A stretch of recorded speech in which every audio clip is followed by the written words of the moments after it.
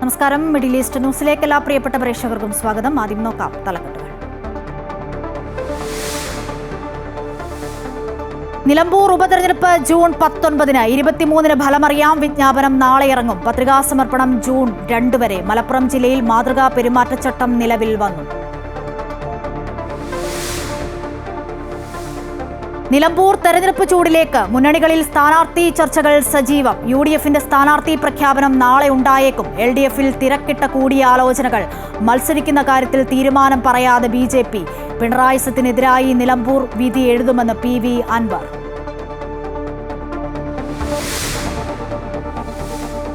സംസ്ഥാനത്ത് വടക്കൻ ജില്ലകളിൽ അതിതീവ്ര മഴ. മണ്ണിടിഞ്ഞും മരങ്ങൾ വീണും വൻ നാശനഷ്ടം. ഇടുക്കി പാമ്പാടുംപാറയിൽ മരം വീണ് ചികിത്സയിലായിരുന്ന സ്ത്രീ മരിച്ചു.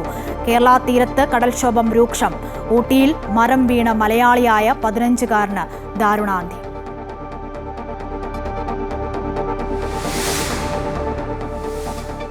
കൊച്ചി തീരത്ത് ചെരിഞ്ഞ ചരക്ക് കപ്പൽ കടലിൽ പൂർണ്ണമായും മുങ്ങി. കപ്പലിൽ ഉണ്ടായിരുന്നത് 640 കണ്ടെയ്നറുകൾ. 12 കണ്ടെയ്നറുകളിൽ കാൽസ്യം കാർബൈഡ്. തീരത്തടിഞ്ഞാൽ തുടരുതെന്ന് നിർദ്ദേശം. എണ്ണച്ചോർച്ച തടയാനുള്ള നടപടി തുടങ്ങിയെന്ന് അധികൃതർ. കപ്പലിലെ ജീവനക്കാരെ രക്ഷപ്പെടുത്തി. ഓപ്പറേഷൻ സിന്ദൂർ പ്രതികാര നടപടി മാത്രമല്ലെന്നും മാറുന്ന ഭാരതത്തിന്റെ മുഖമെന്നും പ്രധാനമന്ത്രി നരേന്ദ്രമോദി. ഇന്ത്യയുടെ രക്തത്തിന്റെയും വിയർപ്പിന്റെയും സാക്ഷ്യമെന്നും മൻ കി ബാത്തിൽ മോദി.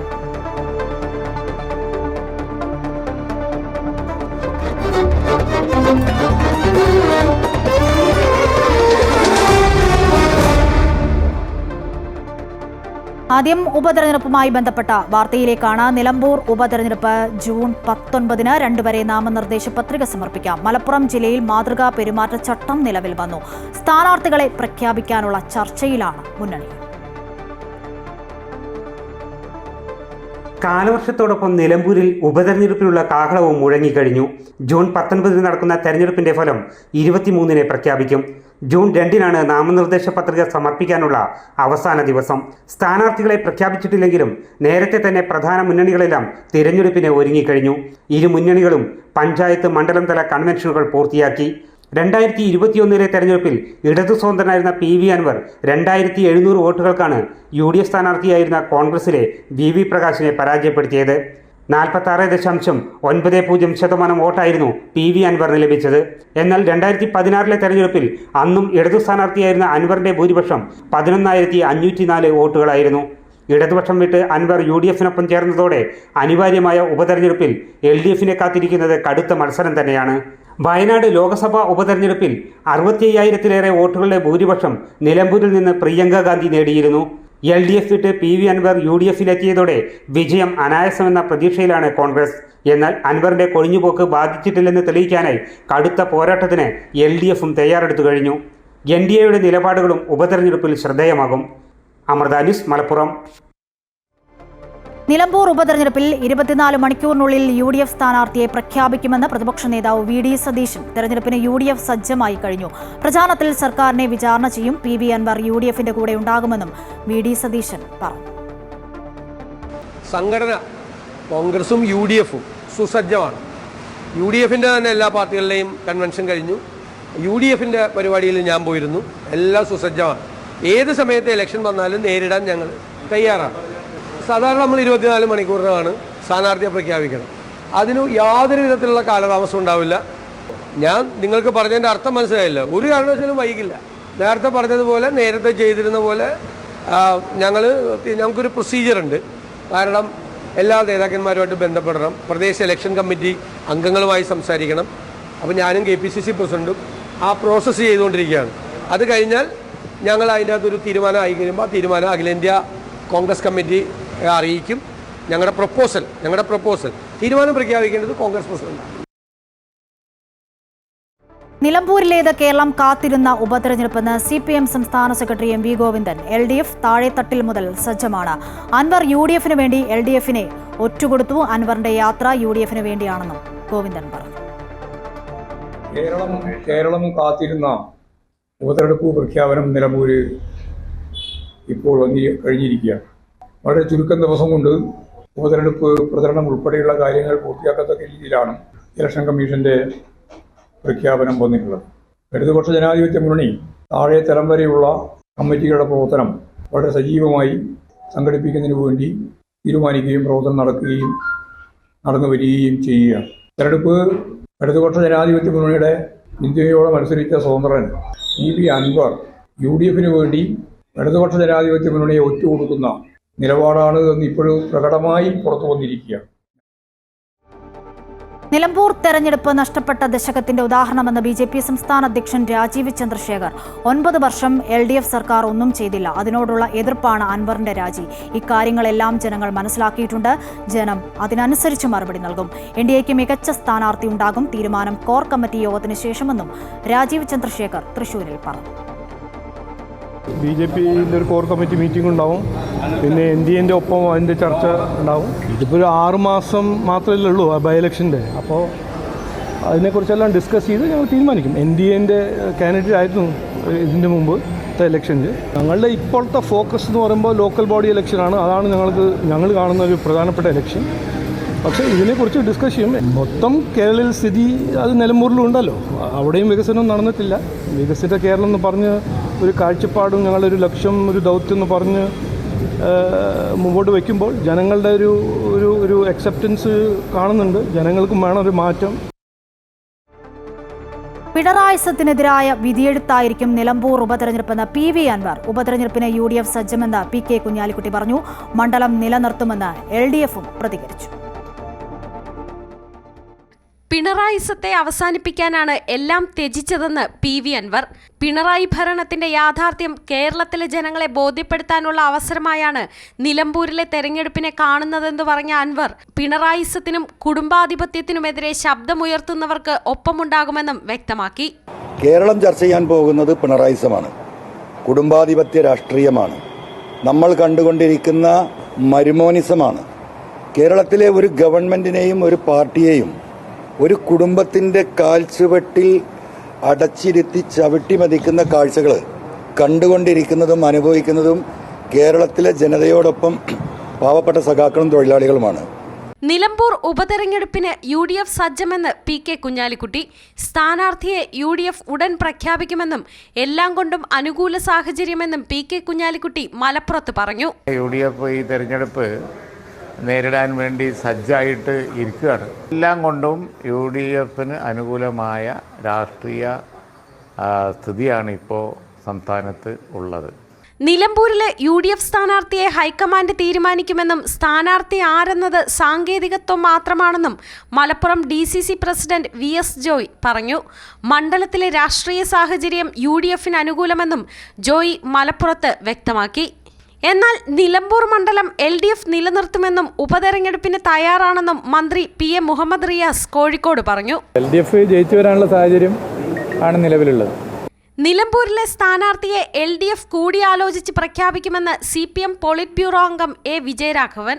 നിലമ്പൂർ ഉപതെരഞ്ഞെടുപ്പിൽ PV അൻവർ ഘടകമല്ലെന്നും വ്യക്തികൾക്കല്ല വോട്ടെന്നും വിജയരാഘവൻ പറഞ്ഞു. വ്യക്തികളല്ല മത്സരിക്കുന്നത്, നമ്മൾ എല്ലാവരും മനസ്സിലാക്കി പോകണം. സ്വാഭാവികമായിട്ട് തെരഞ്ഞെടുപ്പിനെ രാഷ്ട്രീയതരമാക്കുക എന്ന ലക്ഷ്യത്തോടു കൂടിയാണ് വ്യക്തികളെ പിടിച്ചു മുന്നിലേക്ക്. ആ വ്യക്തിയാണ് ഈ വ്യക്തിയാണ് നല്ലത്. നിലവിലെ രാഷ്ട്രീയം നിലമ്പൂരിലെ ഉപതെരഞ്ഞെടുപ്പിൽ ചർച്ച ചെയ്യുമെന്ന് മന്ത്രി KN ബാലഗോപാൽ പറഞ്ഞു. വ്യക്തികളുടെ പ്രശ്നം അവിടെ ഉണ്ടാകില്ലെന്ന് PV അൻവർ വിഷയത്തിൽ മന്ത്രി പ്രതികരിച്ചു. ഇപ്പോഴത്തെ കേരളത്തിലെ രാഷ്ട്രീയം നല്ലതുപോലെ ചർച്ച ചെയ്യപ്പെടും. വ്യക്തികളുടെ എന്ന നിലയിലുള്ള പ്രശ്നങ്ങളൊന്നും ആയിരിക്കില്ല വരുന്നത്. വിവിധ ബ്യൂറോകളുടെ സഹായത്തോടെ news desk Amrita TV. Nilambur ഉൾപ്പെടെ 5ഇടത്താണ് ഉപതെരഞ്ഞെടുപ്പ് പ്രഖ്യാപിച്ചിരിക്കുന്നത്. ഗുജറാത്ത്, പഞ്ചാബ്, വെസ്റ്റ് ബംഗാൾ എന്നീ സംസ്ഥാനങ്ങളിലാണ് മറ്റ് തെരഞ്ഞെടുപ്പുകൾ. ഗുജറാത്തിൽ ഖടി, വിസവദാറും പഞ്ചാബിലെ വെസ്റ്റ് ലുധിയാന, പശ്ചിമ ബംഗാളിലെ കാളിഗഞ്ച് എന്നിവിടങ്ങളിലാണ് ഉപതെരഞ്ഞെടുപ്പ് നടക്കുന്നത്. അറബിക്കടലിൽ അപകടത്തിൽപ്പെട്ട ലൈബീരിയൻ ചരക്ക് കപ്പൽ പൂർണ്ണമായും മുങ്ങി. 643 കണ്ടെയ്നറുകളാണ് കപ്പലിൽ ഉണ്ടായിരുന്നത്. കപ്പലിൽ നിന്നും എണ്ണ ചോർന്നിട്ടുണ്ടെന്ന് കോസ്റ്റ് ഗാർഡും നാവികസേനയും സ്ഥിരീകരിച്ചു. കപ്പലിൽ ഉണ്ടായിരുന്ന എല്ലാവരെയും സുരക്ഷിതമായി കരക്കെത്തിച്ചു. 643 കണ്ടെയ്നറുകളുമായി വന്ന ചരക്ക് കപ്പൽ MSC എൽസ 3 അറബിക്കടലിൽ മുങ്ങിത്താഴുന്നത്. 13 കണ്ടെയ്നറുകളിൽ അപകടകരമായ ചില പദാർത്ഥങ്ങൾ, 12 എണ്ണത്തിൽ കാൽഷ്യം കാർബൈഡ് എന്നിവയാണ് ഉണ്ടായിരുന്നത്. കപ്പലിലെ ടാങ്കിലാകട്ടെ 84 മെട്രിക് ടൺ ഡീസലും 367 മെട്രിക് ടൺ ഫർണസ് ഓയിലും സൂക്ഷിച്ചിരുന്നു. കപ്പൽ മുങ്ങിയതോടെ കണ്ടെയ്നറുകളിൽ പലതും കടലിലേക്ക് തെറിച്ചു വീണ് ഒഴുകി നടക്കുകയാണ്. പ്രതികൂല കാലാവസ്ഥയിലെ രക്ഷാപ്രവർത്തനമാകട്ടെ അതിദുഷ്കരമായിരുന്നു. കപ്പലിലുണ്ടായിരുന്ന എല്ലാവരുടെയും ജീവൻ രക്ഷിക്കാൻ ഇന്ത്യൻ സേനകൾക്കായി. ഇവരെ സുരക്ഷിതരായി കരയിലെത്തിച്ചു. റഷ്യക്കാരനായ ക്യാപ്റ്റൻ, 2 ഉക്രൈനിയൻ സ്വദേശികൾ, 1 ജോർജിയൻ പൗരൻ, 20 ഫിലിപ്പീനിയൻ സ്വദേശികൾ എന്നിവരാണ് കപ്പലിലുണ്ടായിരുന്നത്. ക്യാപ്റ്റൻ അടക്കം 3 പേരെ നാവികസേന ആസ്ഥാനത്തും 21 പേരെ കോസ്റ്റ് ഗാർഡ് ആസ്ഥാനത്തേക്കുമാണ് എത്തിച്ചത്. ആർക്കും ആരോഗ്യ പ്രശ്നങ്ങൾ ഒന്നും തന്നെയില്ല. അപകടമുണ്ടായി എന്ന് വിവരം ലഭിച്ച ഉടൻ തന്നെ കോസ്റ്റ് ഗാർഡിന്റെ ചെറുവിമാനങ്ങൾ അവിടേക്ക് കുതിക്കുകയും കപ്പലിലകപ്പെട്ട ജീവനക്കാരുമായി ആശയവിനിമയം ഉറപ്പാക്കുകയുമാണ് ആദ്യം ചെയ്തത്. തുടർന്ന് സുരക്ഷാ മുൻകരുതൽ സംവിധാനങ്ങൾ എത്തിച്ചു. ആദ്യം 21 പേരെ കപ്പലിൽ നിന്ന് രക്ഷപ്പെടുത്തി. ക്യാപ്റ്റൻ അടക്കമുള്ളവർ രക്ഷാപ്രവർത്തനങ്ങളുടെ ഭാഗമായി കപ്പലിൽ തുടരുകയാണ് ചെയ്തത്. എന്നാൽ കപ്പൽ മുങ്ങിത്തുടങ്ങിയതോടെ അവരെയും അവിടെ നിന്നും മാറ്റി. കോസ്റ്റ് ഗാർഡിന്റെ അർണിവേഷ്, നാവികസേനയുടെ INS സുജാത എന്നീ കപ്പലുകളാണ് രക്ഷാപ്രവർത്തനത്തിന് നേതൃത്വം നൽകിയത്. കപ്പലിൽ നിന്നുള്ള കണ്ടെയ്നറുകളും മറ്റു വസ്തുക്കളും തീരത്തടിയാൻ സാധ്യതയുള്ളതിനാൽ പൊതുജനങ്ങൾക്ക് ജാഗ്രതാ നിർദ്ദേശം നൽകിയിട്ടുണ്ട്. മുങ്ങിയ കപ്പലിൽ നിന്നുള്ള വസ്തുക്കൾ എന്ന് തോന്നുന്നവ തീരത്തടിഞ്ഞത് കണ്ടാൽ ദയവായി തുടരുത്, അടുത്തു പോകരുത്. അപ്പോൾ തന്നെ 112-ൽ അറിയിക്കണമെന്നും വസ്തുക്കൾ അധികൃതർ മാറ്റുമ്പോൾ തടസ്സം സൃഷ്ടിക്കരുതെന്നും സംസ്ഥാന ദുരന്ത നിവാരണ അതോറിറ്റി പുറപ്പെടുവിച്ച മുന്നറിയിപ്പിൽ പറയുന്നു. കപ്പൽ മുങ്ങിയതുമായി ബന്ധപ്പെട്ട പ്രശ്നങ്ങൾ പരിഹരിക്കുന്നതിന് കോസ്റ്റ് ഗാർഡിന്റെ സക്ഷം എന്ന കപ്പൽ ആഴക്കടലിൽ നടപടികൾ തുടരുകയാണ്. കപ്പലിൽ നിന്നുള്ള പദാർത്ഥങ്ങൾ വേഗത്തിൽ കണ്ടെത്താനും പ്രശ്നങ്ങൾ വളരെ വേഗത്തിൽ ഇല്ലാതാക്കാനും സാധിക്കുന്ന സാങ്കേതിക സംവിധാനങ്ങളും ഇവിടെ സജ്ജമാണ്. ഇന്ത്യൻ നാവികസേനയുടെയും കോസ്റ്റ് ഗാർഡിന്റെയും വേഗതയും കൃത്യതയുമാണ് ഈ രക്ഷാപ്രവർത്തനത്തിന്റെ അടിസ്ഥാനം. ഉൾക്കടലിൽ ഉണ്ടായിട്ടുള്ള പ്രശ്നങ്ങളും വളരെ വേഗത്തിൽ പരിഹരിക്കപ്പെടുമെന്നാണ് പ്രതീക്ഷ. ക്യാമറാമാൻ ആദർശിനൊപ്പം AT അശ്വതി, അമൃത ന്യൂസ്, കൊച്ചി.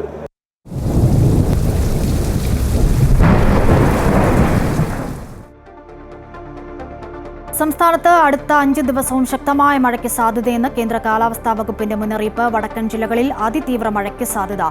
നാളെ 11 ജില്ലകളിൽ റെഡ് അലർട്ടാണ്. മഴക്കെടുതിയിൽ 7 പേർക്ക് ദാരുണാന്ത്യം. മലപ്പുറം, കോഴിക്കോട്, വയനാട്, കണ്ണൂർ, കാസർഗോഡ് എന്നീ ജില്ലകളിലാണ് ഇന്ന് റെഡ് അലർട്ട് പ്രഖ്യാപിച്ചിട്ടുള്ളത്. മറ്റെല്ലാ ജില്ലകളിലും ഇന്ന് ഓറഞ്ച് അലർട്ടാണ്. നാളെ 11 ജില്ലകളിൽ റെഡ് അലർട്ടാണ്. തിരുവനന്തപുരം, കൊല്ലം, ആലപ്പുഴ എന്നീ ജില്ലകളിൽ മാത്രമാണ് ഓറഞ്ച് അലർട്ട് പ്രഖ്യാപിച്ചിട്ടുള്ളത്. മഴയുടെ പശ്ചാത്തലത്തിൽ കണ്ണൂർ സർവകലാശാല നാളെ നടത്താനിരുന്ന പരീക്ഷകൾ മാറ്റിവെച്ചു. പുതുക്കിയ പരീക്ഷാ തീയതി നാളെ അറിയിക്കും. ശക്തമായ മഴയെ തുടർന്ന് സംസ്ഥാനത്ത് വിവിധ ജില്ലകളിലെ വിദ്യാഭ്യാസ സ്ഥാപനങ്ങൾക്ക് നാളെ അവധി പ്രഖ്യാപിച്ചു. കോഴിക്കോട്, വയനാട്, കണ്ണൂർ, കാസർഗോഡ്, തൃശൂർ, എറണാകുളം, കോട്ടയം, ഇടുക്കി, പത്തനംതിട്ട ജില്ലകളിലെ വിദ്യാഭ്യാസ സ്ഥാപനങ്ങൾക്കാണ് നാളെ അവധി. അങ്കണവാടി, മദ്രസ, ട്യൂഷൻ സെന്ററുകൾ എന്നിവയ്ക്ക് അവധിയാണ്. കേരള, കർണാടക, ലക്ഷദ്വീപ് തീരങ്ങളിൽ വ്യാഴാഴ്ച വരെ മത്സ്യബന്ധനത്തിനും വിലക്കുണ്ട്. ശക്തമായ കാറ്റിന് സാധ്യതയുള്ളതിനാൽ ജാഗ്രത പാലിക്കണം. അമൃത ന്യൂസ്, തിരുവനന്തപുരം. വടക്കൻ കേരളത്തിൽ മഴ ശക്തമായ കാറ്റിൽ കോഴിക്കോട് വൈദ്യുതി ലൈൻ പൊട്ടിവീണ് 2 കുട്ടികളും തെങ്ങ് കടപുഴകി വീണ് ബൈക്ക് യാത്രക്കാരനും മരിച്ചു. കണ്ണൂർ മാടായിൽ കൂറ്റം പന്തലും തകർന്നു വീണു. ജില്ലയുടെ വിവിധ ഭാഗങ്ങളിൽ കനത്ത നാശനഷ്ടമാണ് ഉണ്ടായത്. ഇക്കഴിഞ്ഞ വെള്ളിയാഴ്ച വൈകിട്ട് മുതൽ വടക്കൻ ജില്ലകളിൽ മഴ ശക്തമാണ്. കാസർഗോഡ്, കണ്ണൂർ, കോഴിക്കോട്, വയനാട്, മലപ്പുറം ജില്ലകളിലാണ് ഇന്ന് റെഡ് അലർട്ട്. വരും മണിക്കൂറുകളിൽ മഴ ശക്തമാകുമെന്നാണ് കാലാവസ്ഥാ വകുപ്പിന്റെ മുന്നറിയിപ്പ്. ഇതിനിടെ കോഴിക്കോട് കോടഞ്ചേരിയിൽ വൈദ്യുതി ലൈൻ പൊട്ടിവീണ് 2 കുട്ടികൾ മരിച്ചു. 13-കാരനായ നിധിനും 11-കാരനായ ഐവിനുമാണ് മരിച്ചത്. തോട്ടിൽ മീൻ പിടിക്കുന്നതിനിടെ മരം ഇലക്ട്രിക് പോസ്റ്റിലേക്ക് മറിഞ്ഞു വീണതിനെ തുടർന്ന് വൈദ്യുതി ലൈൻ പൊട്ടി തോട്ടിലേക്ക് വീഴുകയും അതിൽ നിന്ന് കുട്ടികൾക്ക് ഷോക്ക് ഏൽക്കുകയുമായിരുന്നുവെന്നാണ് പ്രാഥമിക റിപ്പോർട്ട്.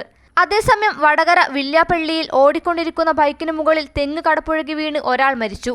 പവിത്രനാണ് മരിച്ചത്. മലപ്പുറം വാലില്ലാപ്പുഴയിൽ വീടിന്റെ സംരക്ഷണ ഭിത്തി തകർന്നു വീണു. 1.5 മാസം പ്രായമായ കുഞ്ഞ് കോഴിക്കോട് മെഡിക്കൽ കോളേജ് ആശുപത്രിയിൽ ചികിത്സയിലാണ്. വാലില്ലാപ്പുഴ സ്വദേശി അജി അലീന ദമ്പതികളുടെ മകൾ അൻഹാക്കാണ് പരിക്കേറ്റത്. കണ്ണൂർ മാടായിൽ കൂറ്റൻ പന്തലും തകർന്നു വീണു. മാടായി ഫെസ്റ്റിനായി നിർമ്മിച്ച പന്തലാണ് തകർന്നു വീണത്. ഇതോടൊപ്പം തന്നെ വലിയ നാശനഷ്ടമാണ് ജില്ലകളുടെ വിവിധ ഭാഗങ്ങളിൽ റിപ്പോർട്ട് ചെയ്തിട്ടുള്ളത്. പലയിടങ്ങളിൽ നിന്നും ആളുകളെ മാറ്റിപ്പാർപ്പിച്ചു. കഴിഞ്ഞ വർഷം വലിയ ഉരുൾപൊട്ടൽ ദുരന്തമുണ്ടായ വിലങ്ങാട് മഞ്ഞച്ചീളിയിൽ നിന്ന് 9 കുടുംബങ്ങളെയാണ് സെന്റ് ജോർജ് ഹൈസ്കൂളിലെ ക്യാമ്പിലേക്ക് മാറ്റിയത്. ശനിയാഴ്ച മണ്ണിടിച്ചിലുണ്ടായ പന്നിയേരി ഉന്നതിയിലെ വീട്ടുകാരെയും നാട്ടുകാർ ഇടപെട്ട് മാറ്റിപ്പാർപ്പിച്ചു. കനത്ത മഴയിൽ തൊട്ടിപ്പാലത്ത് കുറ്റ്യാടിപ്പുഴയുടെ കൈവഴിയായ കരിങ്ങാട് തോടിന്റെ തീരം ഇടിഞ്ഞു. തീരത്തുള്ള 14 പേരെയാണ് ഇവിടെ നിന്ന് മാറ്റി താമസിപ്പിച്ചത്. കനത്ത മഴയിലും കാറ്റിലും കൊയിലാണ്ടി നടേരി കടവുപള്ളിക്ക് സമീപം മരം പൊട്ടി വീണ് വൈദ്യുതി പോസ്റ്റുകൾ പൊട്ടി. രാജീവ് ഉന്നതി, നടേരി സൗത്ത് എന്നിവിടങ്ങളിൽ വൈദ്യുതി ബന്ധം തടസ്സപ്പെട്ടു. വയനാടും അതിശക്തമായ മഴയാണ് അനുഭവപ്പെടുന്നത്. മേപ്പാടി ഉൾപ്പെടെ വിവിധ ഭാഗങ്ങളിൽ കൺട്രോൾ റൂം തുറന്നിട്ടുണ്ട്. കഴിഞ്ഞ വർഷത്തെ ഉരുൾപൊട്ടലിന്റെ പശ്ചാത്തലത്തിൽ വയനാട് ജില്ലയിൽ അതീവ സുരക്ഷ ഏർപ്പെടുത്തിയിരിക്കുകയാണ് ജില്ലാ ഭരണകൂടം. കാസർഗോഡ്, കണ്ണൂർ തുടങ്ങിയ ജില്ലകളിലും ഇടവിട്ട് ശക്തമായ മഴ അനുഭവപ്പെടുന്നുണ്ട്. ജില്ലാ ഭരണകൂടത്തോട് അതീവ ജാഗ്രത പുലർത്താനാണ് ദുരന്ത നിവാരണ അതോറിറ്റിയുടെ മുന്നറിയിപ്പ്. അമൃത ന്യൂസ്, കോഴിക്കോട്. ശക്തമായ കാറ്റിലും മഴയിലും തൃശൂർ ജില്ലയിൽ വ്യാപക നാശം. ചെറുതുരുത്തിയിൽ ഓടിക്കൊണ്ടിരുന്ന ട്രെയിന് മുകളിലേക്ക് മരം വീണു. ആളപായം ഒഴിവായത് തലനാരിഴയ്ക്കാണ്. അഴീക്കോട് മിന്നൽ ചുഴലിയിൽ വ്യാപാര സ്ഥാപനങ്ങൾ തകർന്നു. അരിമ്പൂരിൽ തെങ്ങ് വീടിന് മുകളിൽ വീണ യുവാവിന് പരിക്കേറ്റു. ചെറുതുരുത്തി കലാമണ്ഡലത്തിനു സമീപത്തെ റെയിൽവേ പാലത്തിന് താഴെയാണ് ഓടിക്കൊണ്ടിരുന്ന ട്രെയിനിന് മുകളിലേക്ക് മരം വീണത്. ജാംനഗർ തിരുനെല്ലി എക്സ്പ്രസിന് മുകളിലേക്കാണ് വൈദ്യുത കമ്പിയിൽ തട്ടി മരം വീണത്. ലോക്കോ പൈലറ്റിന്റെ സംയോജിതമായ ഇടപെടൽ മൂലം ഉടൻ തന്നെ ട്രെയിൻ നിർത്തിയതിനാൽ വലിയ അപകടം ഒഴിവായി. സംഭവത്തെ തുടർന്ന് ഇതുവഴിയുള്ള ട്രെയിൻ ഗതാഗതം 1.5 മണിക്കൂറോളം തടസ്സപ്പെട്ടു.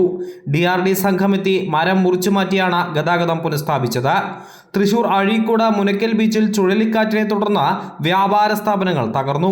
ബീച്ചിൽ കച്ചവടം നടത്തുന്ന 10 സ്ഥാപനങ്ങളുടെ മേൽക്കൂരയിലെ ഓടുകൾ കാറ്റിൽ പറന്നു വീണു. ഇവിടങ്ങളിലെ ഫ്ലെക്സ് ബോർഡുകളും നിലംപതിച്ചിട്ടുണ്ട്. അരിമ്പൂരിൽ മിന്നൽ ചുഴലിയിൽ മോട്ടോർ ഷെഡിന്റെ മേൽക്കൂര പറന്നുപോയി. മനക്കൊടിയിൽ തെങ്ങ് വീടിന് മുകളിൽ വീണ യുവാവിന് പരിക്കേറ്റു. കയ്പമംഗലം സ്വദേശി ഷിജുവിനാണ് പരിക്കേറ്റത്. ഇന്ന് പുലർച്ചെ 3:45 സംഭവം. ഷിജുവും അമ്മ കമലയുമായിരുന്നു വീട്ടിലുണ്ടായിരുന്നത്. Amrita news, Thrissur. Digital stamp tax ഇല്ലാത്ത ശീതള പാനീയങ്ങൾക്ക് ജൂൺ 1 മുതൽ ഒമാനിൽ നിയന്ത്രണം വരുന്നു. DTS പദ്ധതി നടപ്പിലാക്കുന്നതിന്റെ 3ാം ഘട്ടത്തിന്റെ ഭാഗമായാണ് ടാക്സ് സ്റ്റാമ്പ് ഇല്ലാത്ത പാനീയങ്ങളുടെ ഇറക്കുമതിക്ക് നിയന്ത്രണം കൊണ്ടുവരുന്നത്. എക്സൈസ് നികുതി നടത്തിപ്പിൽ സുതാര്യതയും നിയമപാലനവും ഉറപ്പാക്കുന്നതിന്റെ ഭാഗമായാണ് DTS പദ്ധതി ഒമാനിൽ നടപ്പാക്കുന്നത്. എന്നാൽ മധുര പാനീയങ്ങൾക്ക് ഈ നിയന്ത്രണം ബാധകമല്ല. 2019 പകുതി മുതലാണ് ഒമാനിൽ എക്സൈസ് നിയമം പ്രാബല്യത്തിൽ വന്നത്. സിഗരറ്റ്, പുകയില ഉൽപ്പന്നങ്ങൾ, മദ്യം, കാർബണേറ്റഡ് എനർജി ഡ്രിങ്കുകൾ എന്നിവയ്ക്ക് 50 മുതൽ 100% വരെ നികുതി ഏർപ്പെടുത്തി. DTS പദ്ധതി പ്രാബല്യത്തിൽ വന്ന് 3 മാസത്തിനകം നികുതി സ്റ്റാമ്പ് ഇല്ലാത്ത ഉൽപ്പന്നങ്ങൾ വിപണിയിൽ എത്തിയാൽ പിടിച്ചെടുക്കുമെന്നും നിർദ്ദേശത്തിൽ പറയുന്നു. ഒമാനിലെ സലാലയിൽ മാൻഹോളിൽ വീണ് ഗുരുതര പരിക്കേറ്റ് സുൽത്താൻ ഖാബൂസ് ആശുപത്രിയിൽ ചികിത്സയിലായിരുന്ന മലയാളി നഴ്സ് മരിച്ചു. കോട്ടയം പാമ്പാടി സ്വദേശി ലക്ഷ്മി വിജയകുമാറാണ് മരിച്ചത്. 34 വയസ്സായിരുന്നു. ഈ മാസം 15-ന് സലാലയിൽ നിന്നും 200 കിലോമീറ്റർ അകലെ മസ്യൂനയിൽ വെച്ചായിരുന്നു അപകടം. മാലിന്യം കളയുന്നതിനായി പോകവെ കാൽ തെന്നി മാൻഹോളിലേക്ക് വീഴുകയായിരുന്നു. ഉടനെ തന്നെ ആശുപത്രിയിലെത്തിച്ച് വിദഗ്ധ ചികിത്സ നൽകി വരുന്നതിനിടയിലായിരുന്നു മരണം. സംസ്കാരം പിന്നീട് നാട്ടിൽ നടക്കും.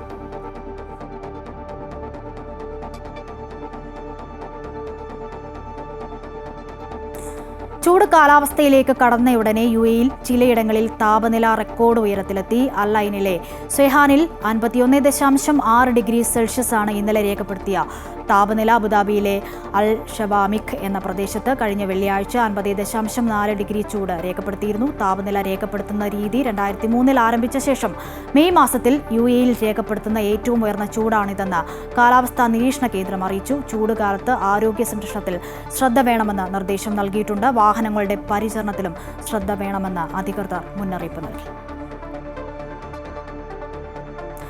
കുവൈറ്റിലെ മംഗഫിൽ കഴിഞ്ഞ വർഷം തൊഴിലാളി ക്യാമ്പിലുണ്ടായ തീപിടുത്തത്തിൽ മരണമടഞ്ഞ 49 ജീവനക്കാരുടെ കുടുംബത്തിന് അനുവദിച്ച ഇൻഷുറൻസ് തുക കൈമാറി. NBTC കോർപ്പറേറ്റ് ഓഫീസിൽ നടന്ന ചടങ്ങിൽ മാനേജിംഗ് ഡയറക്ടർ KG എബ്രഹാം 49 ജീവനക്കാരുടെ അവകാശികളുടെ ബാങ്ക് അക്കൗണ്ടിലേക്ക് തുക കൈമാറി. ജീവനക്കാരുടെ 48 മാസത്തെ ശമ്പളത്തിന് തുല്യമായ ഗ്രൂപ്പ് ലൈഫ് ഇൻഷുറൻസ് തുകയായ ഏകദേശം 17.31 കോടി രൂപയാണ് മരണപ്പെട്ടവരുടെ ആശ്രിതരുടെ ബാങ്ക് അക്കൗണ്ടിലേക്ക് കൈമാറിയത്. ചടങ്ങിൽ കുവൈറ്റിലെ എംബസി പ്രതിനിധികളും NBTC മാനേജ്മെന്റ് ജീവനക്കാരും പങ്കെടുത്തു. NBTC ജീവനക്കാർക്ക് കമ്പനി പ്രത്യേകമായി നൽകുന്ന ഇൻഷുറൻസ് പരിരക്ഷയാണ് ഗ്രൂപ്പ് ലൈഫ് ഇൻഷുറൻസ്. NBTCയുടെ കുവൈറ്റ്, സൗദി അറേബ്യ, UAE എന്നിവിടങ്ങളിലെ മുഴുവൻ ജീവനക്കാർക്കും പ്രത്യേക ഇൻഷുറൻസ് പരിരക്ഷ കമ്പനി നൽകി വരുന്നുണ്ടെന്ന് മാനേജ്മെന്റ് അറിയിച്ചു. രാജ്യത്തെ ഏറ്റവും കൂടുതൽ മലയാളികൾ ജോലി ചെയ്യുന്ന കമ്പനിയാണ് NBTC. പരിശുദ്ധ ഹജ്ജ് കർമ്മത്തിലെ ഏറ്റവും പ്രധാനപ്പെട്ട ചടങ്ങായ അറഫ സംഗമത്തിൽ ഇത്തവണ ഖുതുബ നിർവഹിക്കുക ഷൈഖ് സാലിഹ് ബിൻ ഹുമൈദ് ആയിരിക്കും. അറഫ സംഗമത്തിനിടെ ഉദ്ബോധന പ്രസംഗം നിർവഹിക്കാൻ Sheikh doctor Salih bin Abdullah bin ഹുമൈദിനെ ചുമതലപ്പെടുത്താൻ സൗദി ഭരണാധികാരി സൽമാൻ രാജാവ് അനുമതി നൽകിയതായി ഹറം മതകാര്യ വകുപ്പ് അറിയിച്ചു. പ്രവാചക മാതൃക പിന്തുടർന്നുള്ള അറഫ പ്രസംഗത്തിലെ സന്ദേശങ്ങൾക്ക് മുസ്ലിം ലോകം വലിയ പ്രാധാന്യമാണ് നൽകുന്നത്. കുവൈറ്റിലെ ആരോഗ്യരംഗത്തെ പ്രമുഖരായ മെട്രോ മെഡിക്കൽ ഗ്രൂപ്പ് സാൽമിയയിലെ ടെറസ് മാളിൽ 9ാമത് ഫാർമസി തുറന്ന് പ്രവർത്തനം ആരംഭിച്ചു. ജനകീയ ഉദ്ഘാടന ചടങ്ങിൽ സാമൂഹിക സാംസ്കാരിക ആരോഗ്യ മേഖലയിലെ പ്രമുഖർ പങ്കെടുത്തു. മെട്രോ മെഡിക്കൽ ഗ്രൂപ്പ് തങ്ങളുടെ ഫാർമസി ഇ-കൊമേഴ്സ് പ്ലാറ്റ്ഫോം വഴി എല്ലാ മരുന്നുകൾക്കും ഹോം ഡെലിവറി സേവനങ്ങൾ ഉടൻ ആരംഭിക്കുമെന്നും ഡോർ സ്റ്റെപ്പ് ഡെലിവറി എളുപ്പമാക്കുന്നതിൽ നിന്നും ഉപഭോക്താക്കൾക്ക് പ്രയോജനം ലഭിക്കുക മാത്രമല്ല ഓൺലൈൻ ഓർഡറുകളിൽ പ്രത്യേക ക്യാഷ് ബാക്ക് ഓഫറുകളും നേടാൻ കഴിയുമെന്നും 2025 വർഷം മുഴുവൻ എല്ലാ മെട്രോ ഫാർമസി ബ്രാഞ്ചുകളിലും എല്ലാ ബില്ലുകൾക്കും 15% ക്യാഷ് ബാക്ക് ലഭ്യമാണെന്നും മെട്രോ മാനേജ്മെന്റ് അറിയിച്ചു. ഓരോ പുതിയ ബ്രാഞ്ച് തുറക്കുന്നതിലൂടെയും ജനങ്ങൾക്ക് നൽകിയ ഞങ്ങളുടെ വാഗ്ദാനം വീണ്ടും ഉറപ്പിക്കുകയാണെന്നും വിശ്വസനീയമായ ഒരു ആരോഗ്യ സംരക്ഷണ പങ്കാളിയാകാൻ കഴിഞ്ഞതിൽ മെട്രോ മെഡിക്കൽ ഗ്രൂപ്പ് അഭിമാനിക്കുന്നുവെന്നും metro medical group chairman and CEO Mustafa Hamza പറഞ്ഞു. ഓപ്പറേഷൻ സിന്ദൂർ കേവലം പ്രതികാര നടപടി മാത്രമല്ലെന്നും മാറുന്ന ഭാരതത്തിന്റെ മുഖമെന്നും പ്രധാനമന്ത്രി നരേന്ദ്രമോദി. ഇന്ത്യയുടെ രക്തത്തിന്റെയും വിയർപ്പിന്റെയും സാക്ഷ്യമെന്നും സ്വാശ്രയ രാഷ്ട്രീയത്തിന്റെ പ്രതിഫലനമെന്നും അദ്ദേഹം വിശേഷിപ്പിച്ചു. ഭീകരവാദത്തിനെതിരെ മുഴുവൻ ഭാരതീയരും ഒരുമിച്ചുവെന്നും അദ്ദേഹം പറഞ്ഞു. പ്രതിമാസ റേഡിയോ പരിപാടിയായ മൻ കി ബാത്തിൽ സംസാരിക്കുകയായിരുന്നു അദ്ദേഹം. മാതാ അമൃതാനന്ദമയി മഠം ഓസ്ട്രേലിയയിലെ മെൽബണിൽ പുതിയതായി നിർമ്മിച്ച ആശ്രമത്തിന്റെയും അമൃത കഫേയുടെയും ഉദ്ഘാടനം ഭക്തിനിർഭരമായ ചടങ്ങുകളോടെ നടന്നു. അമ്മയുടെ മുതിർന്ന സന്യാസി ശിഷ്യരായ സ്വാമി രാമകൃഷ്ണാനന്ദപുരിയുടെ സാന്നിധ്യത്തിലായിരുന്നു ചടങ്ങുകൾ. ആത്മീയതയുടെയും സേവനത്തിന്റെയും പാതകൾ ഒന്നാണെന്ന് ഒരിക്കൽ കൂടി ലോകജനതയെ ഓർമ്മിപ്പിക്കുന്നതായിരുന്നു ഓസ്ട്രേലിയയിലെ മെൽബണിൽ മാതാ അമൃതാനന്ദമയി മഠം പുതുതായി നിർമ്മിച്ച ആശ്രമത്തിന്റെയും അമൃത കഫയുടെയും ഉദ്ഘാടന ചടങ്ങുകൾ. നാടിൻ്റെ പരമ്പരാഗത സംരക്ഷകരായ ബുനുറോങ് ജനതയെ ആദരിച്ചുകൊണ്ട് നടന്ന ചടങ്ങ് ഒരു നാടിൻ്റെ സംസ്കാരത്തെ ആദരിക്കുന്നതിൻ്റെ നേർസാക്ഷ്യം കൂടിയായി. അമ്മയുടെ മുതിർന്ന ശിഷ്യനും ആഗോള ആത്മീയ ദൗത്യത്തിന് നേതൃത്വം നൽകുന്ന സ്വാമി രാമകൃഷ്ണാനന്ദപുരിയുടെ സന്ദർശനത്തോടനുബന്ധിച്ചായിരുന്നു ചടങ്ങുകൾ. മഹാഗണപതി ഹോമമടക്കം നിരവധി പൂജകൾ ചടങ്ങിന് മുന്നോടിയായി നടന്നു. അമ്മ ലോകത്തിൻ്റെ ഏതു ഭാഗത്ത് എന്ത് പദ്ധതി ആരംഭിച്ചാലും അത് പടർന്നു പന്തലിച്ച് നിർധനർക്കും നിരാലംബർക്കും സമൂഹത്തിനും ഒട്ടാകെയും ഏറെ പ്രയോജനകരമായി മാറുമെന്നതിൽ സംശയമില്ല എന്ന് സ്വാമി രാമകൃഷ്ണാനന്ദപുരി തൻ്റെ ഉദ്ഘാടന പ്രഭാഷണത്തിൽ പറഞ്ഞു. What Amma has been doing for decades. There's a lot more to it. It's like a tip of an iceberg. I want to briefly mention a couple of Amma's major projects that's not confined to India alone, to several countries in the world. വിക്ടോറിയയുടെ attorney ജനറലും parliament അംഗവുമായ Sonya കിൽക്കെന്നി MP ചടങ്ങിൽ വിശിഷ്ടാതിഥിയായി പങ്കെടുത്തു. അമ്മയുടെ ദൈവിക സാന്നിധ്യവും ആത്മീയ പ്രവർത്തനങ്ങളും ലോകത്തിന്റെ എല്ലാ ഭാഗത്തും പ്രഭ ചൊരിയുന്നതായി അവർ പറഞ്ഞു. Amma's caring motherly embrace, known as Darshan, is the centerpiece of her life, and I was so fortunate to meet Amma here in Melbourne several years ago, and it is an experience and a memory that has stayed with me and will stay with me. ഭക്ഷ്യസഹായം, ദുരിതാശ്വാസം തുടങ്ങി വിവിധ സേവന പ്രവർത്തനങ്ങൾ നടത്തുക എന്ന ലക്ഷ്യത്തോടെയാണ് അമൃത കഫയുടെ പ്രവർത്തനം. സ്വാമി ആത്മാനന്ദപുരി, ബ്രഹ്മചാരി വിവേക് തുടങ്ങിയവരടക്കം നിരവധി പേർ പങ്കെടുത്ത ചടങ്ങ് അമ്മയുടെ ഓസ്ട്രേലിയയിലുള്ള മക്കളുടെ സംഗമവേദി കൂടിയായി. അമൃത ന്യൂസ്, കൊല്ലം. ന്യൂസിലാൻഡിലെ മണ്ണിൽ ആത്മീയ ഉണർവേകി അമ്മയുടെ മുതിർന്ന സന്യാസ ശിഷ്യനായ സ്വാമി രാമകൃഷ്ണാനന്ദപുരിയുടെ സന്ദർശനം സമാപിച്ചു. 15 വർഷങ്ങൾക്ക് ശേഷമാണ് സ്വാമി ന്യൂസിലൻഡ് സന്ദർശിക്കുന്നത്. സാംസ്കാരിക സമ്മേളനം, ആത്മീയ ധ്യാന ശിബിരം, ഗൃഹസന്ദർശനങ്ങൾ തുടങ്ങിയ വിവിധ പരിപാടികളും സ്വാമിജിയുടെ നേതൃത്വത്തിൽ നടന്നു. അമൃതപുരിയിലെ ആത്മീയ സ്പന്ദനങ്ങൾ നേരിട്ട് അനുഭവിക്കുന്നത് പോലെയായിരുന്നു ന്യൂസിലാൻഡിലെ ഓരോ ചടങ്ങുകളെന്ന് പങ്കെടുത്തവർ ഓരോരുത്തരും അനുസ്മരിച്ചു. ന്യൂസിലാൻഡിലെ Indian consul general doctor Madan Mohan Sethi, New Zealand parliament അംഗമായ ഡോക്ടർ കാർലോസ് ച്യൂങ്, ന്യൂസിലാൻഡിലെ ആത്മീയ പ്രവർത്തനങ്ങൾക്ക് നേതൃത്വം നൽകുന്ന സ്വാമി ആത്മാനന്ദപുരി തുടങ്ങിയവരും ചടങ്ങുകളിൽ പങ്കെടുത്തു. National level inter collegiate multi fest Vidyut 2025 Amrita Vishwa Vidyapeetham Amritapuri ക്യാമ്പസിൽ സമാപിച്ചു. ഇന്ത്യയിലെ തന്നെ ഏറ്റവും വലിയ ദേശീയതല മൾട്ടി ഫസ്റ്റിന്റെ ഭാഗമായി 25ഓളം സാങ്കേതിക ശില്പശാലകൾ, മത്സര ഇനങ്ങൾ, ഡ്രോൺ വർക്ക്ഷോപ്പ്, ഹാക്കത്തോൺ, പ്രഭാഷണ പരമ്പരകൾ എന്നിവയുൾപ്പെടെ 70-ലധികം ഇവന്റുകൾ അമൃതപുരി ക്യാമ്പസിൽ സംഘടിപ്പിച്ചു. കൂടാതെ ഹരിചരൺ, മസാല കോഫി ബാൻഡ് തുടങ്ങിയവർ പങ്കെടുക്കുന്ന റെവൽ ഷോ, വിദ്യാർത്ഥികൾക്കായി കൊറിയോ നൈറ്റ്, കൊറിയോഗ്രാഫി മത്സരം, ഗ്രാൻഡ് ഓട്ടോ എക്സ്പോ എന്നിവയും അമൃതപുരി ക്യാമ്പസിൽ നടന്നു. മൾട്ടി ഫെസ്റ്റിൽ 5000-ലധികം പേരാണ് പങ്കെടുത്തത്. കാഴ്ചയിൽ കൗതുകം നിറച്ച് ഒരു ഓട്ടോ എക്സ്പോ കൊല്ലം അമൃതപുരി ക്യാമ്പസിലാണ് വാഹന പ്രേമികൾക്കായി 5th സ്ട്രോക്ക് എന്ന പേരിൽ ഗ്രാൻഡ് ഓട്ടോ എക്സ്പോ നടന്നത്.